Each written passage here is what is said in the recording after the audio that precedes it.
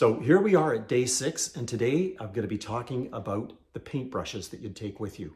Now, over all of the years and all of the miles that I've done in travel journaling, whether it's on the big island of Hawaii, just relaxing, or if it's on a wilderness canoe trip, this is what I've ended up taking with me. I take a 0, a 2, and a 4 round brush, and I take a rigger brush that can give you all kinds of fine detail that you might want with you.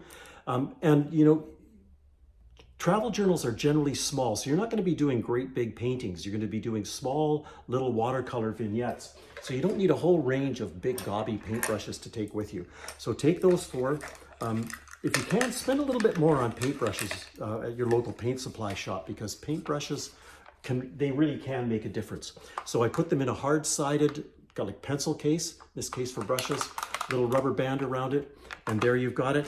Stick it into your Ziploc bag for your travel journal kit, because Ziploc bags are waterproof, and away you go.